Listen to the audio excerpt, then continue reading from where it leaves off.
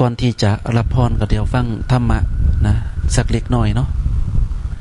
การฟังธรรมะนี่มันดีนะมันช่วยเตือนเฮานะไม่ให้เฮาประมาทในชีวิตรู้ตัวเพราะว่าพวกเฮาเนี่ยกำลังเดินใกล้เข้าไปสู่ความตายทุกขณะแล้วยังมัวหลุ่มมัวหลงยังบ่ศึกษาความจริงนะความจริงที่พระเจ้าว่างไว้ให้มันแบ่งแยกออกเป็น2อย่างนะไผสิเห็นหรือบ่เห็นไผสิรู้หรือบ่รู้ความจริงมันก็คือความจริงอะความจริงก็คือธรรมะอย่าลืมว่าองค์สมเด็จพระสัมมาสัมพุทธเจ้านะไปค้นพบธรรมะก็คือความจริงที่มันมีอยู่คู่กับสัตว์โลกอยู่แล้วเมื่อพระองค์รู้ความจริงแล้วก็มาบอกให้เฮาฟังมาบอกมาพูดให้เฮาได้เข้าใจว่านี่คือความจริงของโลกนี่เมื่อบอกแล้วเนี่ยส่วนคนจะสนใจหรือจะบ่สนใจน่ะมันเป็นหน้าที่ของเฮาได้บัดนี้ตราบใดที่เฮายังมองบ่เห็นทุกข์ยังมองบ่เห็นภัยในวัฏสงสารมันก็บ่มีแรงกระตุ้นบ่มีแรงขับเคลื่อนที่อยากที่จะปฏิบัติเพื่อจะดับทุกข์เพราะมันมองบ่เห็นไงนะยังมองเห็นว่าสิ่งนั้นดีสิ่งนี้ดียังมีอัตตาตัวตนนะยังมีเรามีเขามีคนมีสัตว์เป็นคนใดคนเสียนะในวัตถุในข่าวของต่างๆอยู่เพราะความบ่เห็นถ้าบ่มีพระถ้าบ่มีนักบวชจะมากระตุ้นเนี่ยโยมก็จะบ่รู้โยมก็สิหลงเสพกันไปจังซี่แหละอันนั้นถูกใจก็มีตัวตนอันนี้บ่ถูกใจก็มีตัวตนไอ้ตัวตนมีความเป็นเล่าเป็นเขาเป็นคนเป็นสัตว์นี่แหละเพิ่นเรียกว่าภพชาติหลวงพ่อวิระเพิ่นอธิบายคำนี้ว่าภพก็คือความเป็นชาติก็คือเล่ามีความรู้สึกว่าเป็นเล่ามีเล่าเป็นคนได้คนเสียในสิ่งที่มันผ่านเข้ามาในชีวิตภพชาติมันเกิดขึ้นตรงนั้นคนหน่อยคนนะมีหน่อยคนมากๆที่จะมันรู้เรื่องนี้ว่าเรื่องของภพชาติเนี่ยมันเกิดขึ้นได้ก็เพราะว่ามันมีความรู้สึกว่าเป็นเล่าเป็นเล่ายกตัวอย่างเหมือนกับคนที่ไปเกิดบนสวรรค์คนที่ไปเกิดในเมืองนรกก่อนที่เขาจะไปเกิดในเมืองสวรรค์เมืองนรกนั้นเขาจะมีความรู้สึกว่ามีเราเป็นคนสุขมีเราเป็นคนทุกข์ในขณะที่จิตของเขาใจจะขาดเห็นบ่ส่วนอีกคนหนึ่งนะบ่มีความรู้สึกว่า มีเราสุขมีเราทุกข์แต่มีความรู้สึกว่ามันสงบแต่ยังมีความรู้สึกว่าเป็นเล่าอยู่ตายแล้วก็ไปเกิดเป็นพรหมเพราะอาศัยความสงบนะคนที่เขาจับประเด็นจับความรู้ในเรื่องนี้ได้ในหลักธรรมคำสอนของพระพุทธเจ้าเขาก็มุ่งเน้นมาตรงที่ว่าจิตที่มันยังหลักความเป็นเล่าว่าใดเนี่ยมันจะต้องนำกลับไปเกิดอีกแล้วการกลับไปเกิดแต่ละภพแต่ละชาติเนี่ยพระพุทธเจ้าตรัสบอกว่าทุกขาชาติปูนะปูนังนะการเกิดทุกขาเป็นทุกล่ำไปไล่ตั้งแต่เฮามาเกิดในท้องของพ่อของแม่ลงมาเกิดในท้องของมารดาบิดาเนี่ยเกิดปุ๊บนี่เฮ็ดให้ผู้ใดทุกข์แม่ทุกข์ทันทีเลยเห็นบ่ทุกคนนั่งในที่นี่ผู้หญิงนี่เคยตั้งท้องมาเบิดอาจจะมีอยู่บ่กี่คนล่ะที่บ่เคยตั้งท้องนะตะการตั้งท้องอุ้มลูกมันทุกข์ซำใดเด็กที่มาเกิดในท้องเนี่ยบ่ได้นำสุขมาให้อย่างเดียวนะผู้ใดคิดว่าลูกนำความสุขมาให้นำความทุกข์ตั้งแต่เขามาเกิดขันแรกได้ล่ะกินหยังก็บ่ได้กินหยังก็ผิดคล่ำไปเบิดหากแอนออกก็มีบางคนเห็นบ่เนี่ยแล้วคนที่มาอยู่ในท้องน่ะก็บ่ได้อยู่ในสิ่งที่มันสะอาดนะเต็มไปด้วยคูดเต็มไปด้วยมูดเต็มไปด้วยสิ่งสกปรกในร่างกายเนี่ยแม่กินหยังลงไปกินซากศพกินซากพืชซากสัตว์นี่เต็มไปด้วยสิ่งปฏิกูลทั้งนั้นมองบ่เห็นมองบ่เห็นว่าการเกิดมันเป็นทุกข์เพราะว่ามันเห็นแต่ว่าเกิดขึ้นมาแล้วก็เอาอารมณ์เอาความเสพความรุ่มความหลงมาบดมาบังกันไว้เนี่ยเมื่อเอาสิ่งเหล่านี้มาบดมาบังกันไว้มันก็มองบ่เห็นละบัดนี้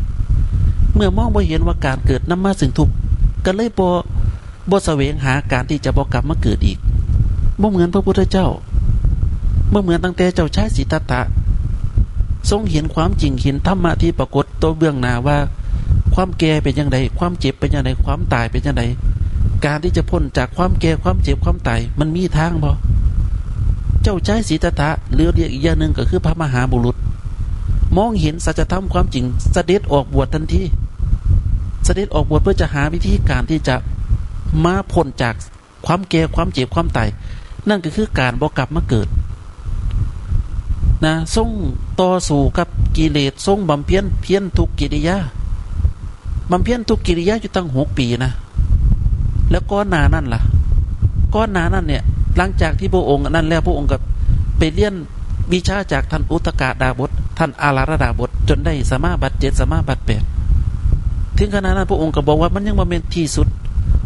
ของการทำของถูกได้พระองค์ออกมาปฏิบัติด้วยตัวพระองค์เองค้นหาด้วยตัวเองเลยบ่ต้องพึ่งอาจารย์เพราะอาจารย์สอนบ่สุดท่านอุตกดาบทอาราธดาบทสอนบ่สุดสอนได้แค่พรหมสามารถทำจิตในละเอียดสงบได้แต่ยังดับความเป็นเราบ่ได้พระองค์รู้ได้ทันทีเลยเมื่อปฏิบัติแบบสุขบ่ได้พระองค์ก็เริ่มปฏิบัติแบบทุกข์ปฏิบัติแบบทุกข์อย่างไรกั้นลมหายใจเอาฟันกัดฟันกั้นลมหายใจอดอาหารเนี่ยทำสิ่งที่เขาทำเลยยากคนอื่นเขาบ่เฮ็ดกันพระองค์เฮ็ดเพื่อหยังเพื่อจะศึกษาวิธีการที่จะเฮ็ดให้เฮาบ่กลับมาเกิดจนสุดท้ายพระองค์ก็ค้นพบหลังจากที่ผ่านไป6 ปีเมื่อพระองค์ค้นพบอริยสัจค้นพบความจริงนำความจริงมาบอกกับสัตว์โลกดูความโง่เขาเบาปัญญาของสัตว์โลกบัดนี้มันปึกมันหนาส่ำใดเจ้าของนะบ่ได้เฮ็ดหยังบ่ได้เฉียดล้มเฉียดตายเหมือนกับพระพุทธเจ้านั่งฟังก็มีคนเอาความดีความชอบมาเว้าให้ฟังแต่ป่านนั้นมันก็ยังบ่ฟังมันหูหนาตาบอดส่ำใดจึงบ่แปลกใจเลยสัตว์โลกมันหมกมุ่นอยู่ในนรกหมกมุ่นอยู่ในอบายภูมิย้อนมันหูหนาตาบอดจังซี่เลยคันบ่เว้าหลอนๆก็บ่มีคนตื่นนะเนี่ยคันไปไสก็มีแต่เว้าเอาอกเอาใจเว้าเรื่องบุญเรื่องท่านแบบนั้นได้แบบนี้ท่านได้สวรรค์จันทร์นั่นนี่คนมันมักแบบนี้มันมักหูหนาตาบอดมันบ่มักฟังความจริงเด้แม่นอยู่บ่คันผู้ใดเว้าความจริงเว้าความไม่ตื่นมาโอ้ยถ้าเจ้าเฮ็ดแบบนี้เจ้าจะตกสู่อบายภูมินะถ้าเจ้าปฏิบัติเนี่ยเจ้าสิพ้นทุกข์พอมีคนมาบอกความจริงให้ฟังบ่ฟังน่าแปลกว่าซั่นจะบ่ให้ว่าเป็นคนหูหนาตาบอดได้จังได๋มันมีสักกี่คนล่ะในประเทศไทยเนี่ยที่มีความสนใจในธรรมในหลักคำสอนแล้วก็ไปมุ่งเน้นนะมองเห็นความจริงที่มันจะเกิดขึ้นเบื้องหน้าเจ้าของว่าความแก่ใกล้เข้ามาแล้วจะดิ้นรนไปเพื่อหยังจะอยากมีเงินมีทองไปเพื่อหยัง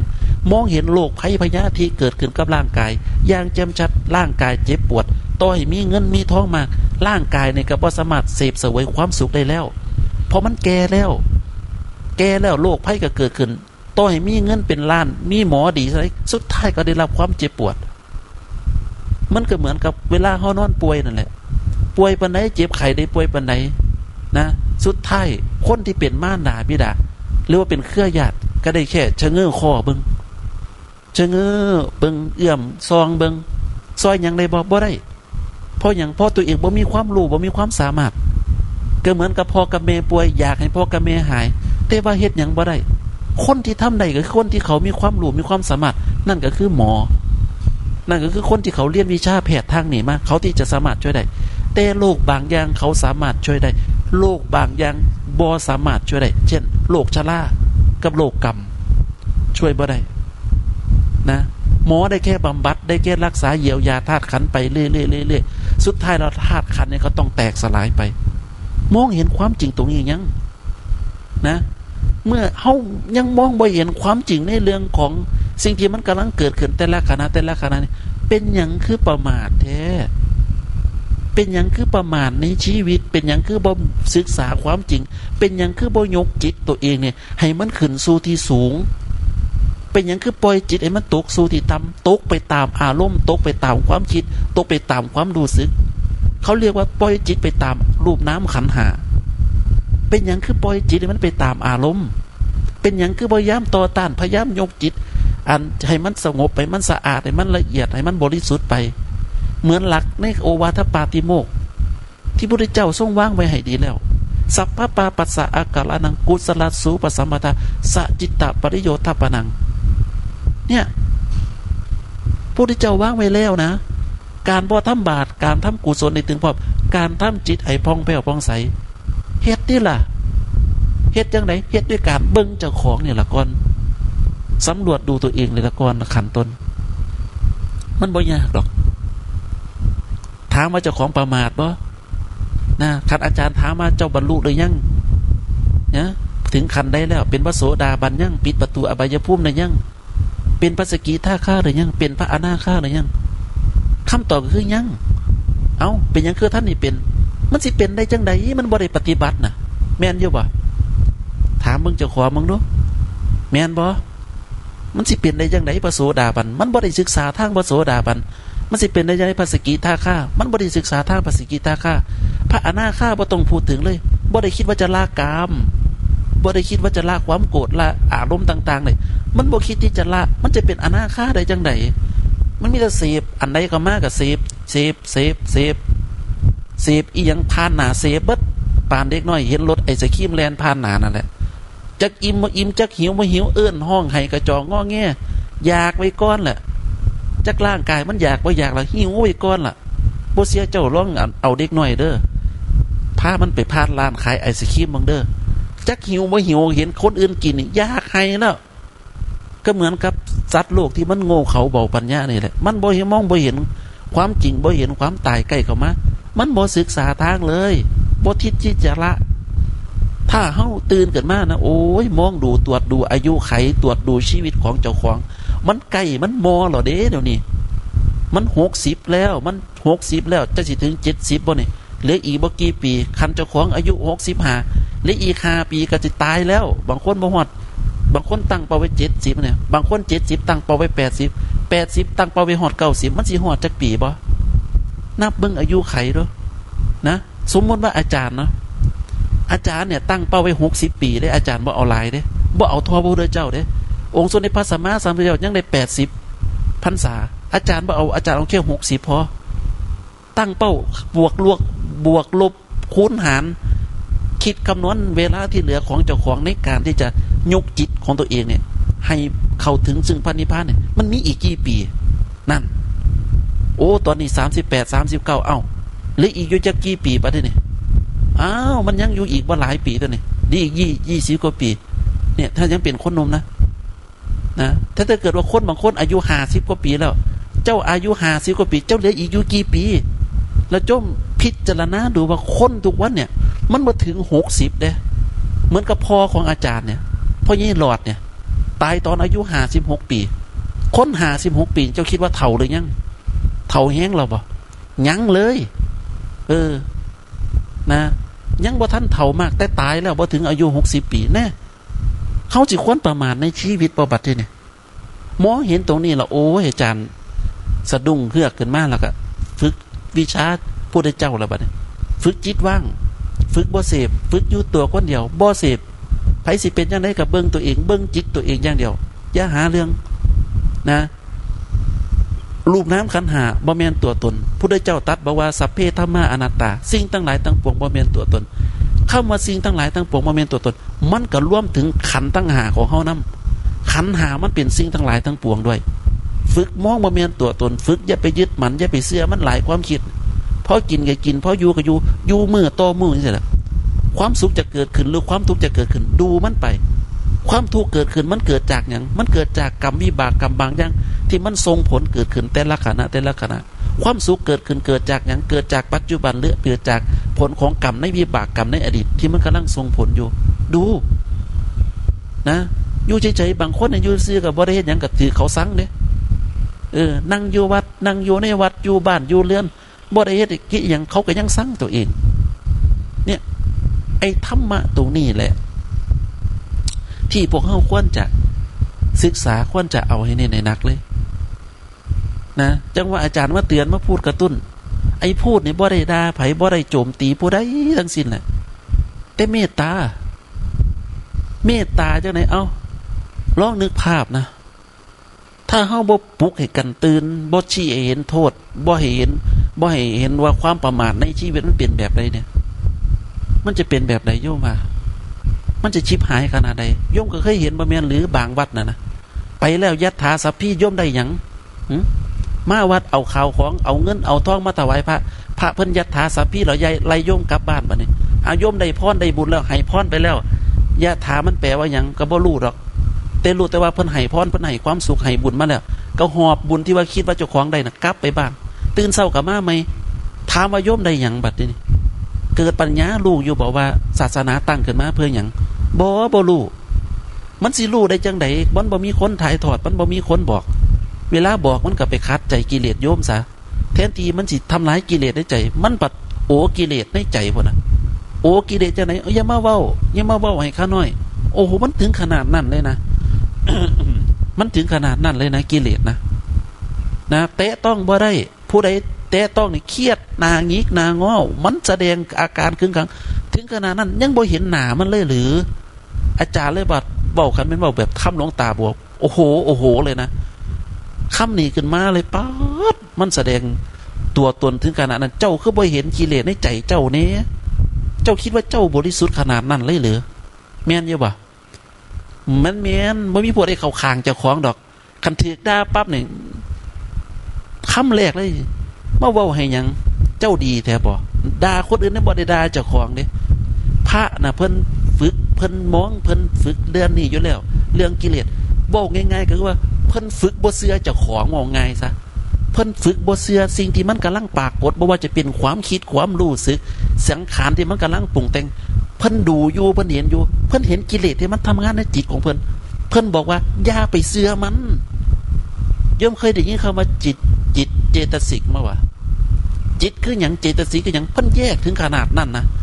พระนักบวชเนี่ยเขาฝึกแยกกายแยกจิตแยกความคิดแยกความรู้สึกแยกอารมณ์ออกเป็นสัดเป็นส่วนเป็นหมวดเป็นกองเพิ่นจึงอันนั้นได้นะเพิ่นฝึกแยก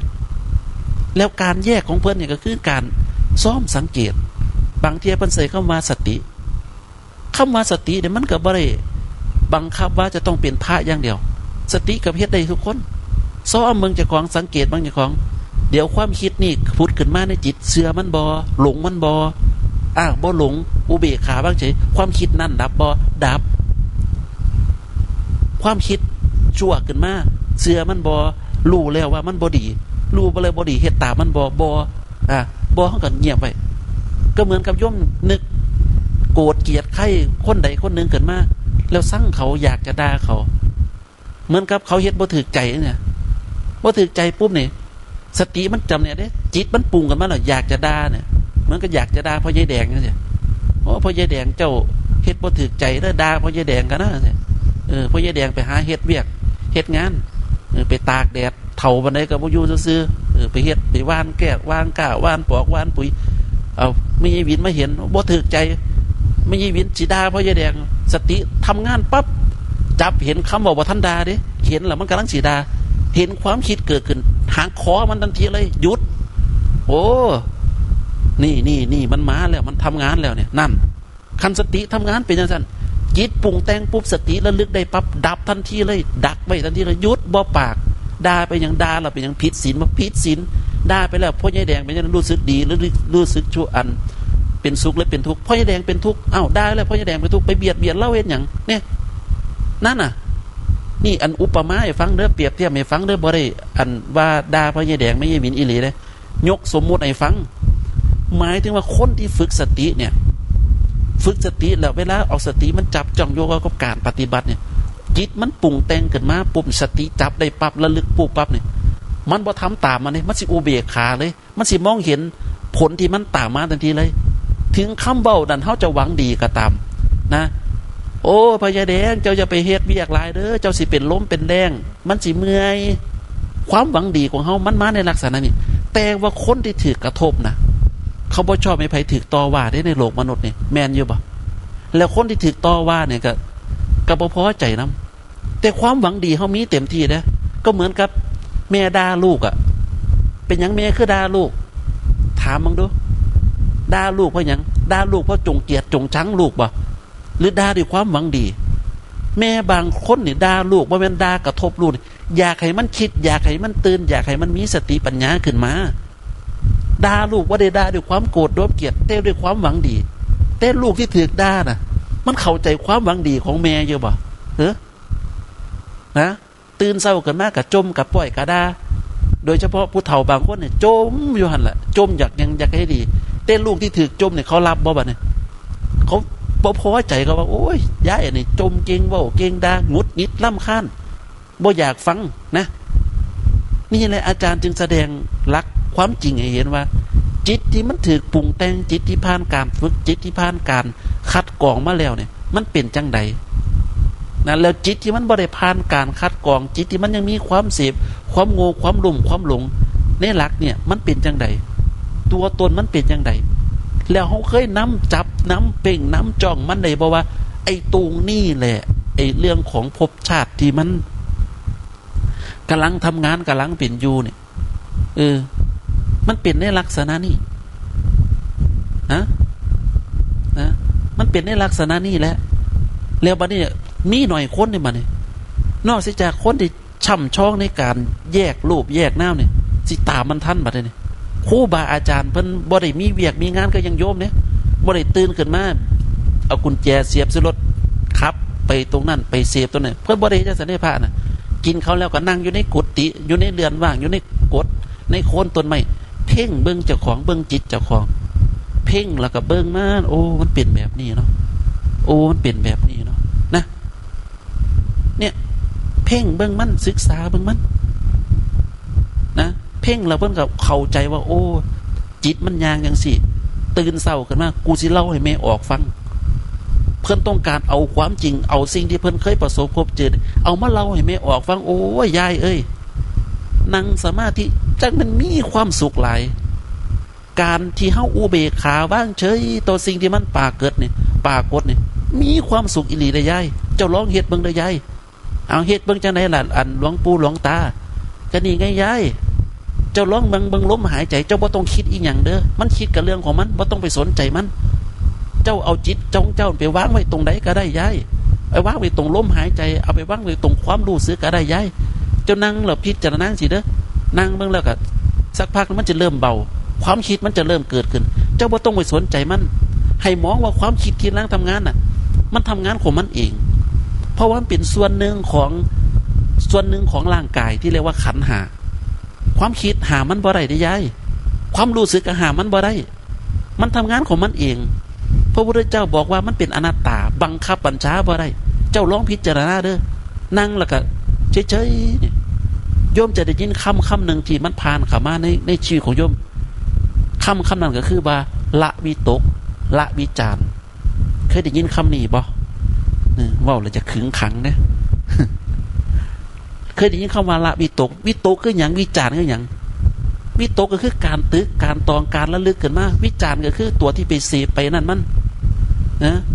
มันผุดอีหยังขึ้นมาเนี่ยวิตกวิจารระลึกตกคิดเรื่องนั้นคันนี้ขึ้นมาในจิตเนี่ยหรือภาพต่างๆสิ่งที่มันปรากฏเนี่ยอันนั้นแหละเขาเรียกวิตก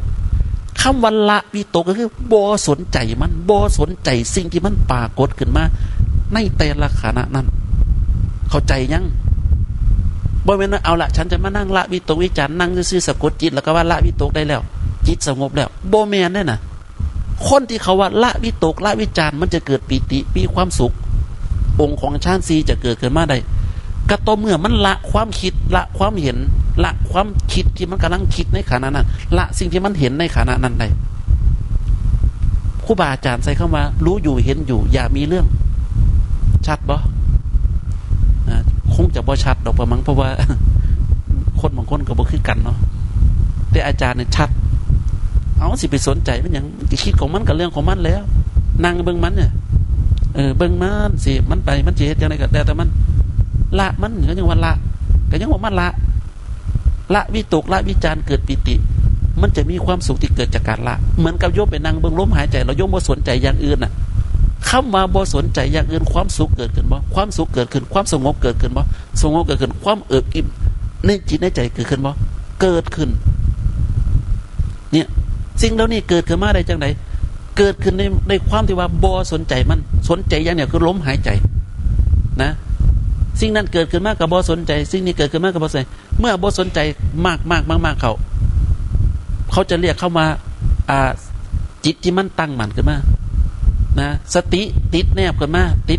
เกิดสมาธิตั้งมั่นขึ้นมาสมาธินี่บ่แม่นหลับตาเด้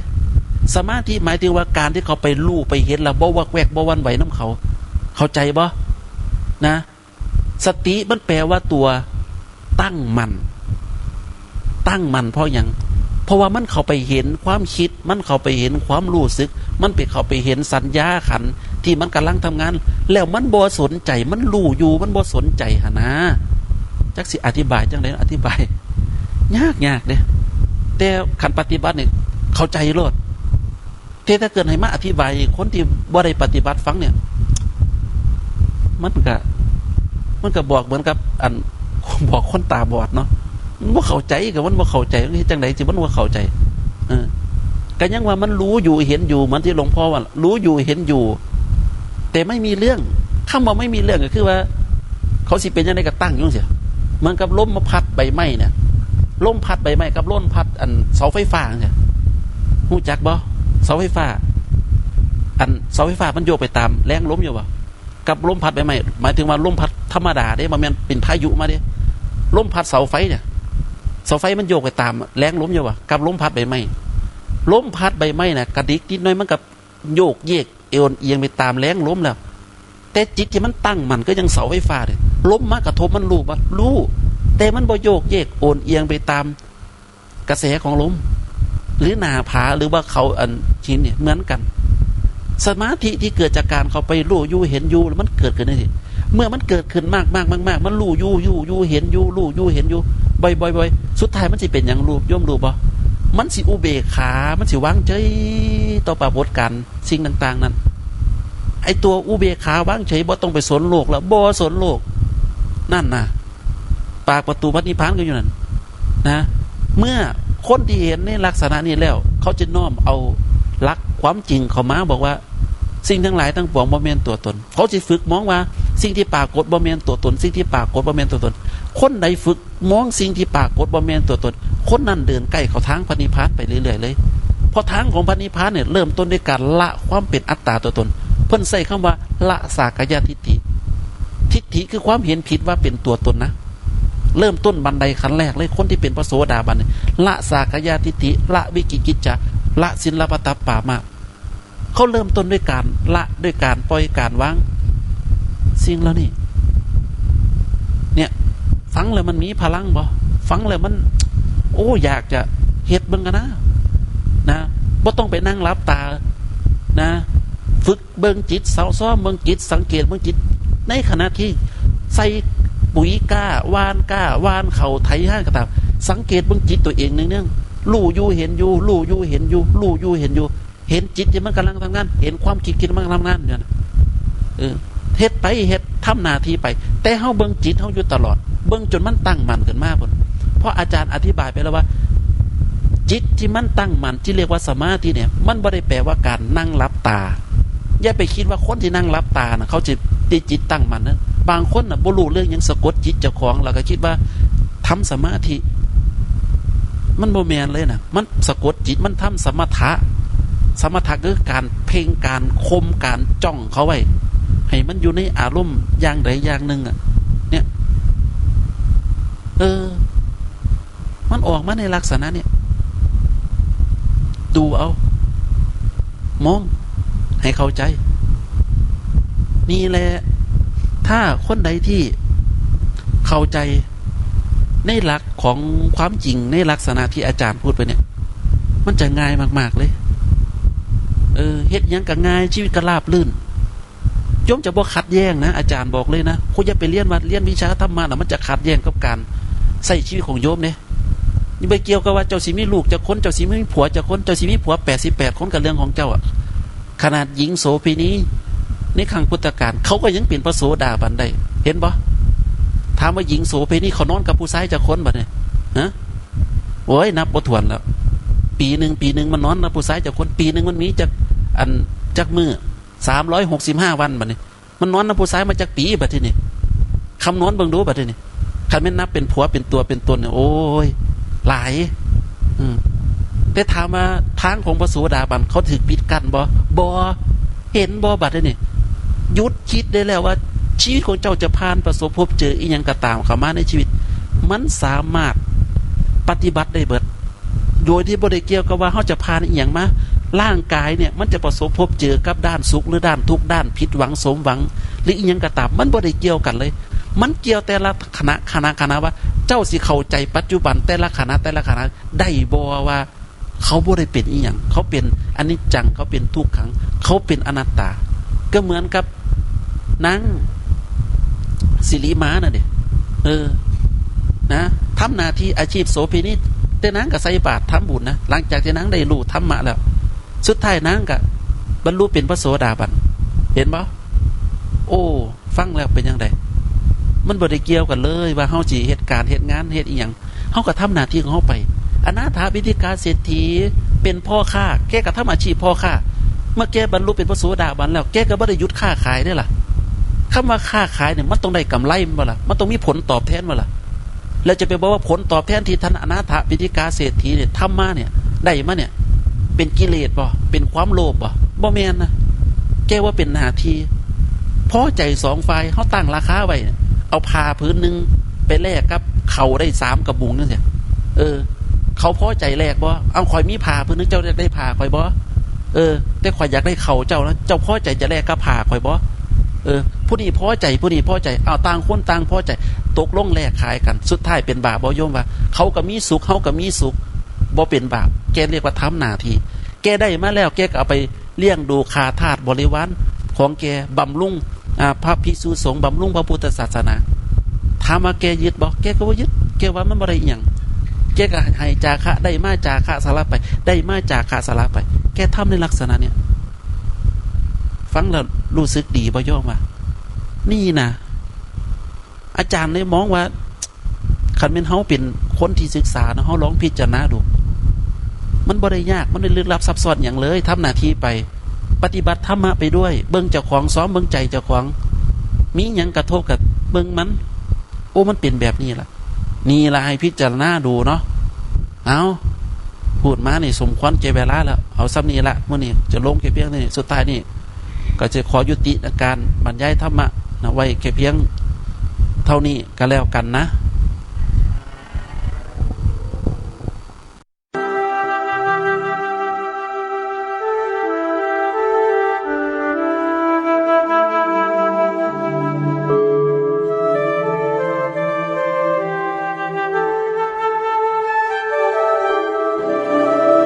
ที่ท่านได้รับฟังจบลงไปแล้วนั้นคือรายการธรรมรับอรุณโดยพระมนูนเตชะธัมโม